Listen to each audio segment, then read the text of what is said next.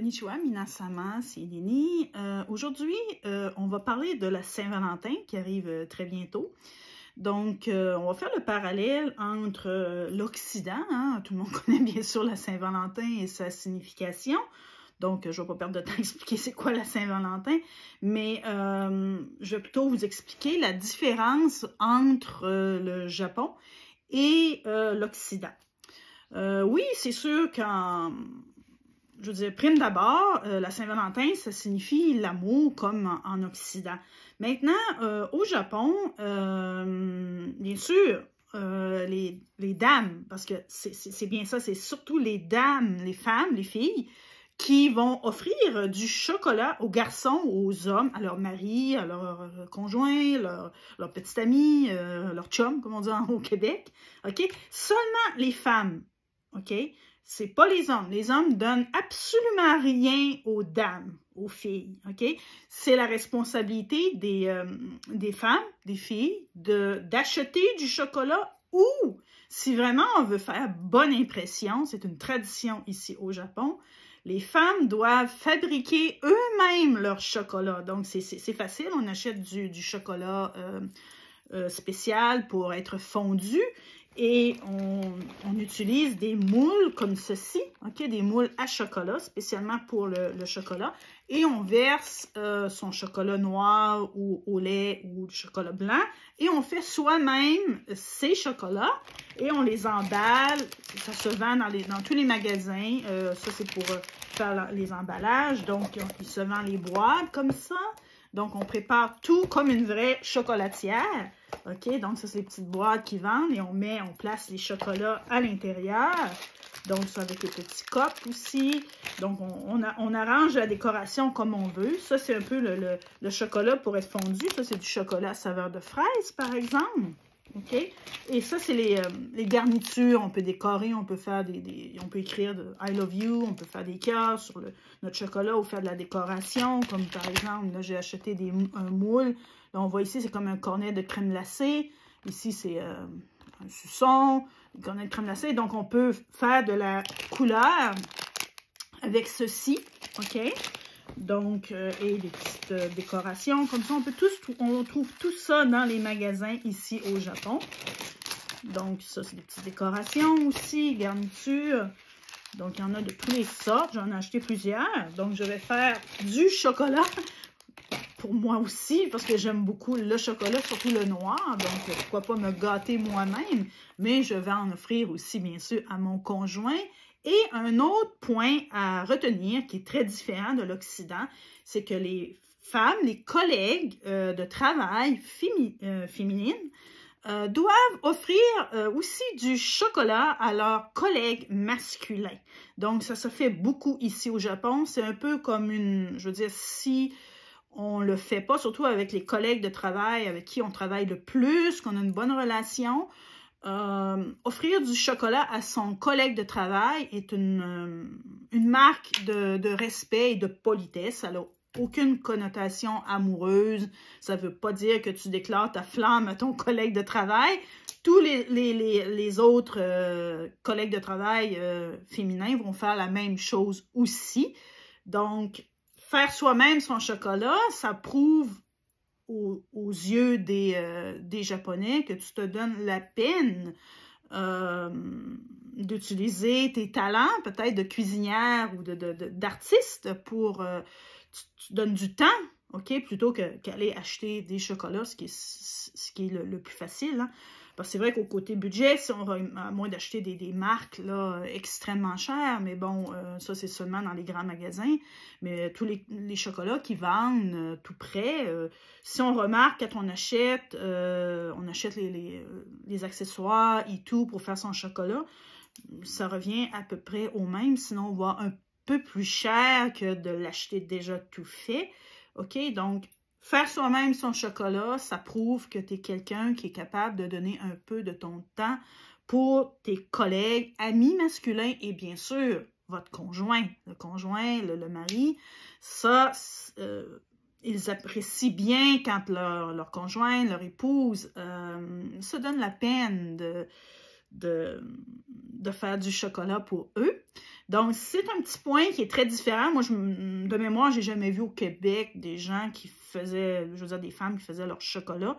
Je ne dis pas que ça n'existe pas, il doit certainement en avoir qui en font. Mais de mémoire, c'est vrai que ça fait longtemps que j'ai pas été au Québec.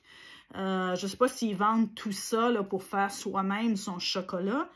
À moins peut-être des magasins spécialisés, mais ici, on n'a pas besoin d'aller dans les magasins spécialisés. Dans tous les épiceries ordinaires et magasins genre, je veux dire, Dollarama, là, tu sais, les magasins à discount, là, tous les magasins, bref, là, on en trouve. On n'a pas besoin d'aller dans des magasins qui sont spécialisés dans la confiserie ou les choses comme ça. Tous les magasins proposent, par la période de la Saint-Valentin, des accessoires, du chocolat à fondre de diverses qualités et avec différentes saveurs, comme j'ai acheté du chocolat blanc, du chocolat saveur de fraise, chocolat au lait et chocolat noir, que moi je préfère le chocolat amer. Mais bon, mon conjoint n'aime pas parce que, bon, en règle générale, les Japonais préfèrent les goûts beaucoup plus doux et sucrés. Mais moi, je trouve qu'avec un café expresso, un bon chocolat noir, c'est excellent. Et il y a moins de calories aussi. Donc, en tant que femme, je fais attention aussi à pas trop. Je veux dire, c'est vrai que du chocolat un peu plus sucré, c'est bon. Mais bon, c'est pas très bon pour je veux dire, les kilos en trop. Donc, le chocolat noir est très bon pour la santé, soit disant en passant, ça contient du magnésium. Donc, le magnésium, très important pour votre santé mentale, pour votre bonne humeur. Donc, c'est pas ceux qui disent que manger du chocolat, ça rend heureux, mais ça dépend quel chocolat. Il faut quand même qu'il y ait un bon pourcentage de cacao pour pouvoir bénéficier des effets du magnésium. OK? Mais bon, c'est vrai qu'on peut se gâter un peu là, avec du chocolat blanc, du chocolat saveur de fraise ou du chocolat au lait. Hein? On ne peut pas toujours rester, je veux dire, avoir un régime très, très, très strict. Parfois, on peut faire des petites folies, surtout dans la période de la Saint-Valentin. Mais je le répète, ici au Japon, c'est pas les femmes qui sont gâtées, c'est pas les femmes qui sont reines, comme on peut voir en France. Les hommes vont acheter des fleurs, ils vont acheter des bijoux selon leur budget, ça peut aller à des bagues en diamant, bon, n'importe quoi. La Saint-Valentin, je me souviens au Québec, bon, c'est surtout les roses rouges hein, que les hommes vont offrir à leur douce, et des bijoux, bien sûr du chocolat, mais le chocolat, on dirait que c'est comme juste un à côté, là. Mais ici au Japon, la Saint-Valentin, il n'y a pas de cadeaux, je veux dire, les hommes n'iront pas acheter des bijoux pour leurs femmes, ou bon, des choses comme ça, non.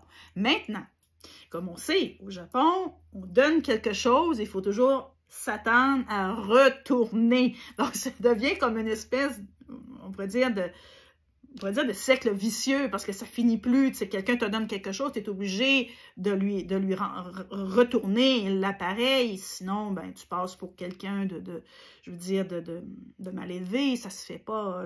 Donc, au Japon, un mois après, le 14 mars, ça n'existe pas, je le dis bien en France et au Québec, on appelle ça le White Day, okay, qui signifie littéralement le jour blanc. Bon, pourquoi le jour blanc? Je vais faire une recherche là-dessus. Je pourrais vous revenir dans une autre vidéo par rapport à ça. Pourquoi le jour blanc? J'en ai pas la moindre idée, OK? Mais c'est une invention typiquement japonaise. C'est que les hommes, après avoir reçu leur chocolat, ben, ils vont aller acheter du chocolat, OK? En retour, qu'ils vont donner aux femmes, aux filles. OK? Les femmes n'ont rien à voir là-dedans. Les femmes n'achètent absolument rien le jour blanc de White Day. C'est strictement les hommes qui le font en retour du chocolat de Saint-Valentin qu'ils ont reçu. Maintenant, au jour blanc, il y a des hommes, des conjoints, des maris qui peuvent en profiter pour acheter un bijou, acheter des fleurs, acheter des cadeaux. Autrement dit, c'est comme deux Saint-Valentin, si on pourrait dire, mais pas en même temps. Nous, au Québec, en France, on fait ça en même temps. La Saint-Valentin, bon, la femme peut offrir quelque chose à son mari, elle va offrir aussi du chocolat, bien entendu, comme ici au Japon. Maintenant, l'homme, c'est surtout l'homme qui va mettre vraiment la main dans son portefeuille à la Saint-Valentin. Il y a les fameux soupers aussi, hein. Au Québec, c'est courant je veux dire, d'inviter son épouse, sa conjointe, à souper le soir de la Saint-Valentin, OK? Et tout ce qui a rapport aussi un petit peu aux trucs folichons, bon, les magasins qui vendent des des trucs folichons, des déshabillés, des choses comme ça, font beaucoup d'argent à la Saint-Valentin, tandis qu'ici au Japon, ça, non.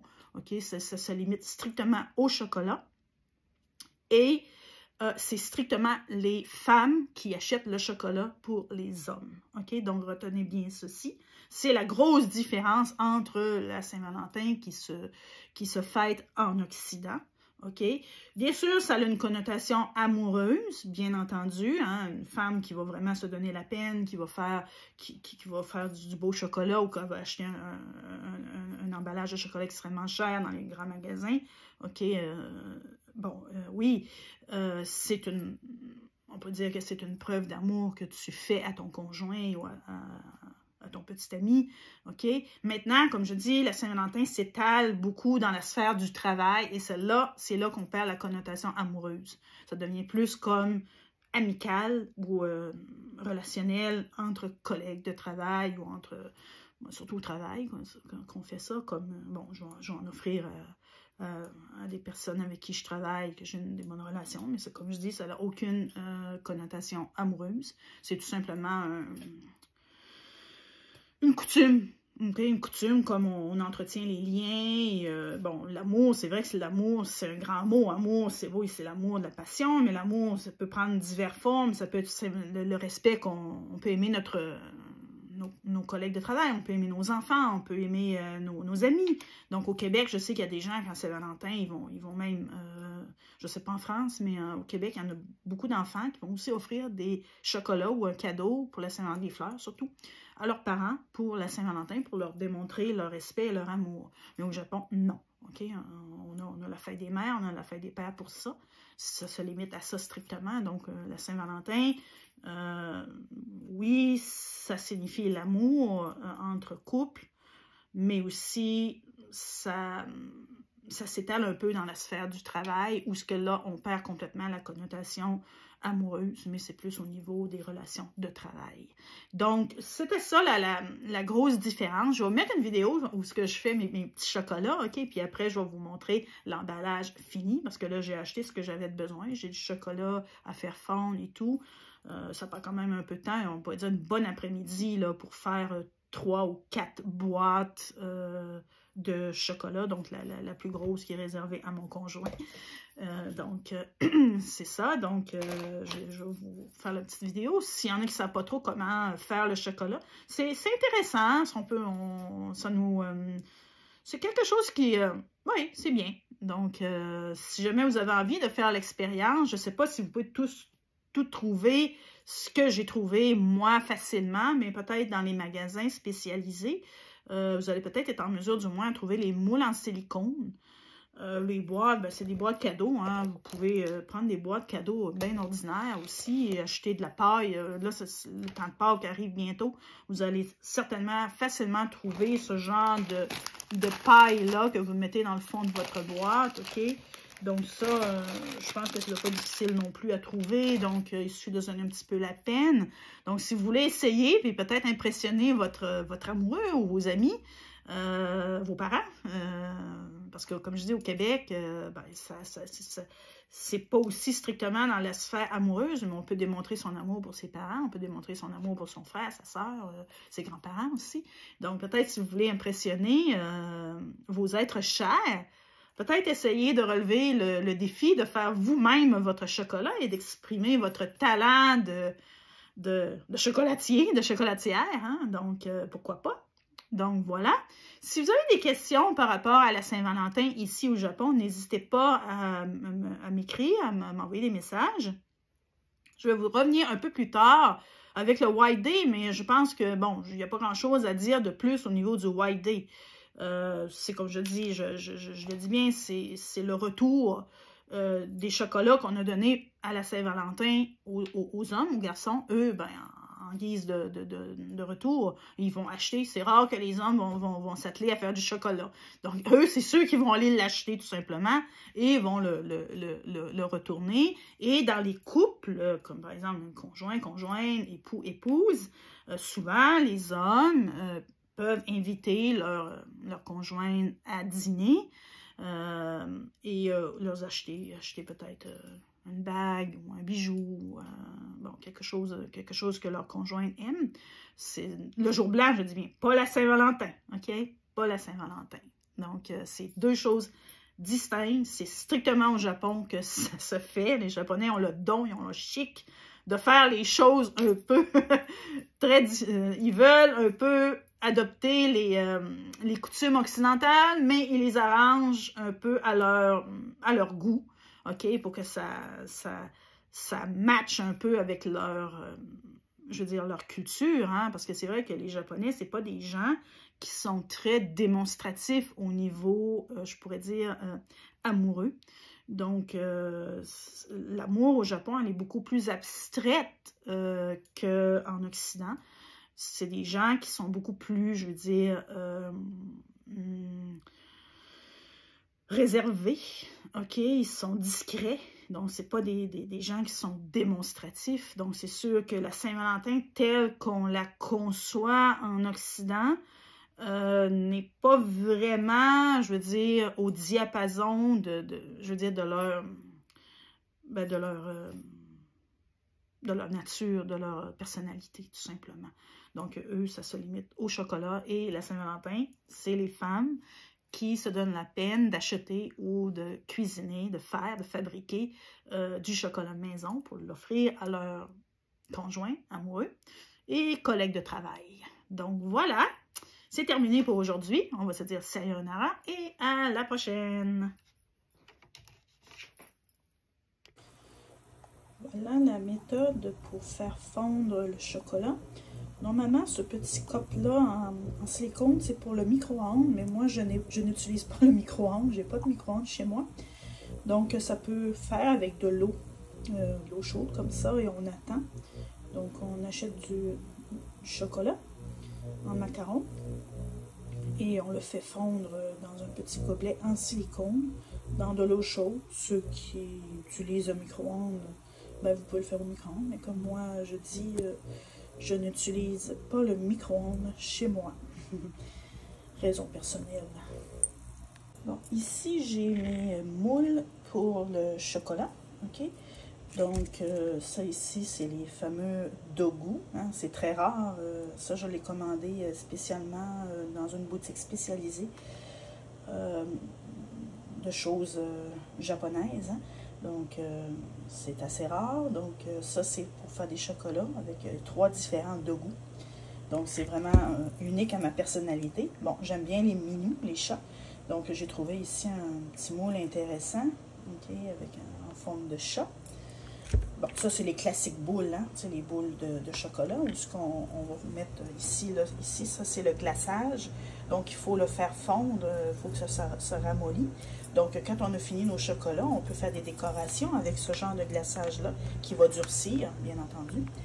Et ça, ici, ben, c'est en forme de petit cornet de crème glacée, là. Donc, vraiment, celui-là, il est très unique à ma personnalité. OK? Donc, les dogu et les chats que j'aime bien. Et ça, c'est le fameux chocolat qu'on fait fondre. Donc, j'en ai acheté plusieurs. Donc, voilà. Et ça, c'est du chocolat spécialement vendu pour faire, autrement dit, le chocolat soi-même. Donc, voilà. Donc, voilà ce que ça donne. Donc, j'ai fait mes petits chocolats.